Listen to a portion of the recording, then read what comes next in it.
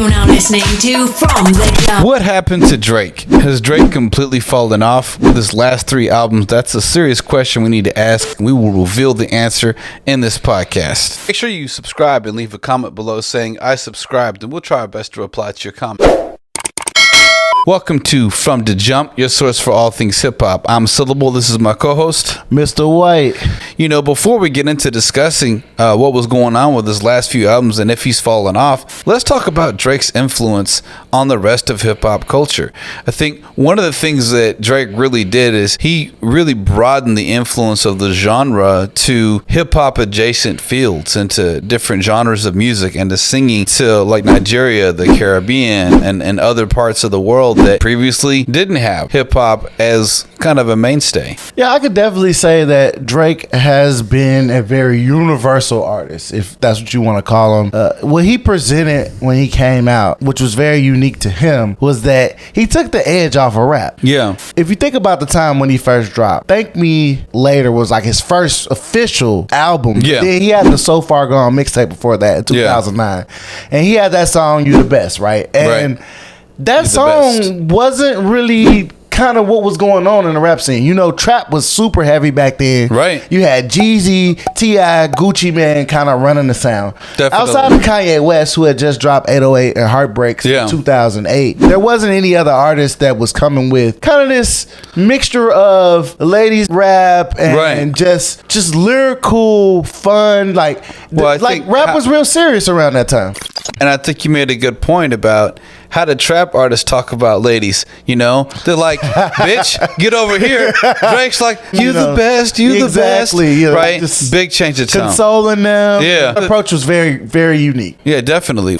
Well, I would say that Drake upended those conventions of traditional hip hop. Basically, Drake fundamentally rewrote the rules of what it meant to be a rapper. Yeah. Back in the 2010s. Before him, you know, like you were mentioning, like Kanye West, also Lil Wayne, you know, they dubbed into that melodic rapping, of course, T-Pain, but I mean, Drake made melodic rapping a whole worldview. Yes. You know? By the time his debut album dropped in 2010 for Thank Me Later, he became one of the most popular figures in the hip-hop genre. And if you think about it, the only other artist that you could highlight that specifically had as much notoriety as him doing R&B and rap at the same time was Lauryn Hill.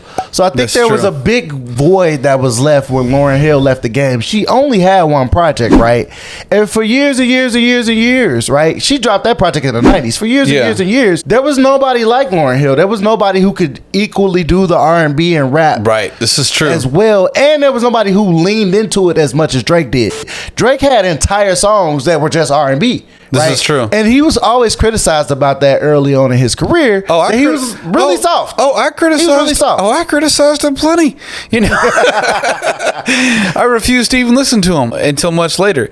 I think we also have to look at ATL. We also have to look at the trap scene as part of why hip hop changed so fundamentally when Drake entered it, and how he rewrote that narrative as well. By 2012, hip hop in Atlanta, where hip hop's most stylistic turnover happened, when we had that trap scene, that was one of my first kind of realizations that hip hop had changed since the 90s, when the trap stuff popped out, right? That was huge. Trap started becoming less dominant in a lot of ways. Future was trying to become the next real big thing, and he did. And he became the next auto-tuned artist to really pop off. But even Future was melodic, right? If you think about it, some of Future's early songs were about women and about, you know, falling in love in the club and all that type of stuff. So I think that, like you say, the whole game was changing. And for you to make an impact, because of what Drake did, you had to kind of have some songs that were a bit more emotional, a bit more in tune with that, because once he set the standard for the game, it kind of never went back. And he had so much push. Think about it. He had Lil Wayne behind him. Lil Wayne was the hottest rapper in the game at the time. And the co-sign. Nobody could really argue that. You know, he even kind of had his songs where he was I'm best rapper alive. Right. Even Jay-Z was kind of like, I don't know if I can really go against Wayne. Well, then Drake also had the co-sign of Jay Prince, right? Yes. So, I mean, that's huge to get started off. Well, you got Young Thug coming off, and he had, again, a very non-traditional style of rapping, where we've got the ATL trap rap. Young Thug has this kind of psychedelic approach to trap rapping, and Drake is still redefining this era. And also then Ray Sherman comes out. No Flex Zone. And check the upper right-hand corner of our screen for our review recently of Torpedo. And the thing is, like, they're more sing-songy and melodic with how they approach it, right? So Drake continues to define this era. But also think about how J. Cole talks about that, where he said that nobody really recognized him until he came with the melodic flow. And then he switched it back up later on, right? But it's because of what Drake did. I think it just made it a lot harder for artists to get in without having that type of vibe, right? Definitely. And for that time period, you had to have a melodic vibe. And then remember when there was this whole like EDM phase of rap where everybody was, trying to get on the Skrillex beat and stuff like that. So yeah, I remember like, Skrillex. I feel like Drake just kind of came in at the timing. The perfect timing. It was nobody was going soft with the rap. Nobody was going that route with the rap. Everybody was trapped out and things like that. And Drake was relatively lyrical, right? Yeah. I think he was kind of slowed down too. Right? Yeah. He wasn't a fast rapper or anything like that. No. So everybody could digest it, and he fell into that pocket. Then you got 2015 Trap Queen by Fetty Rap, coming off through, and that's, I think, one of the moments when the dam broke. And you got like Post Malone coming out as well. Yes, you had competition. Yeah, real competition. Yeah, Drake. And Post Malone is not a rapper. I don't care what anyone says. He is not a rapper. He's a singer. He doesn't really care about the rap genre, and he was originally a country artist, and he switched over to rap because he couldn't get any traction. So, well, it's like the lines keep getting blurry. Yes. Because then you got to look at Hotline Bling, which has no rapping in it at all. And it won awards for like best rap song.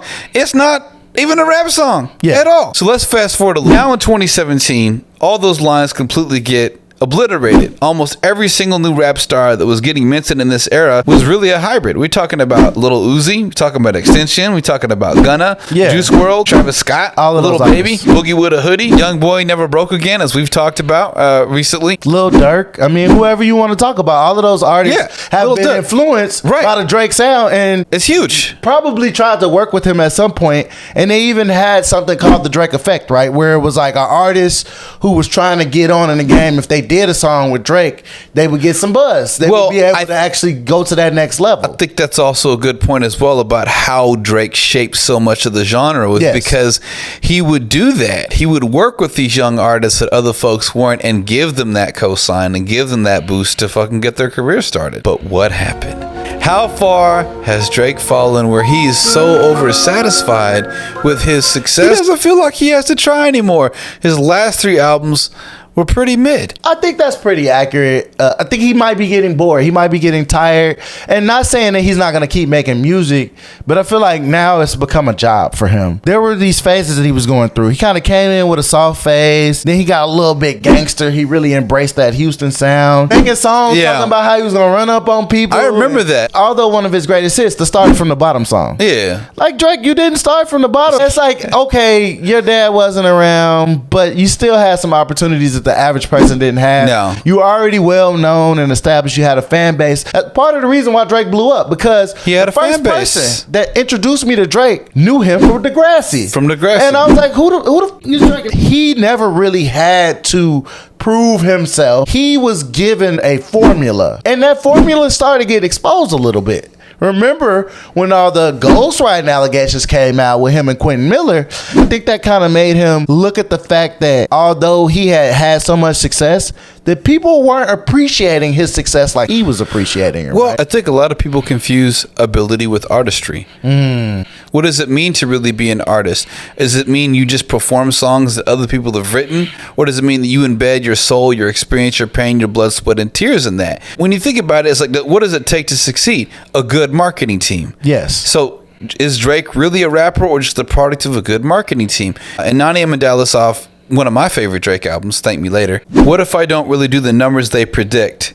Considering the fact that I'm the one that they just picked. Who picked Drake? It gives you a whole different feel to that industry plant concept and how many artists have been planted. How much of what we consider popular music is popular because we actually enjoy it or because they told us it was popular. I think it's harder for somebody to be dedicated to something that they're not passionate about. If he's not writing the music, if he's not a true MC, how long can he keep that up, right? Yeah, obviously he's not a fan of house music, or he wouldn't have made that album. Oh my God. Honestly, never mind. I mean, honestly, never mind. I mean, he gave you what you needed to know with the title. In the title. Yes, he came back with Her Loss, but on that project, he's talking about Megan Thee Stallion and her allegations. And then look what happens. Tory Lanez gets convicted. Now you look like a whole jerk. And you look as misogynistic as you've always pretty much been, because he's a fuckboy. Well, we know Drake's a fuckboy. Well, it's one of those things where it's like he just dropped that because he needed the clicks. And 21 Savage carries him the whole project. The whole project. Often artists blow up because they appeal to one specific audience of people that resonate with who they're actually being, because it's authentic. It's who their personalities are. Yeah. I think Drake has just tried to appeal to so many different people that he's lost his sense of self for what he really wants to represent. Maybe I'm wrong. Maybe I'm right. You decide. Let us know in the comments if you agree or disagree with our comments on what happened to Drake. Like and subscribe and tune in for another episode of From the Jump.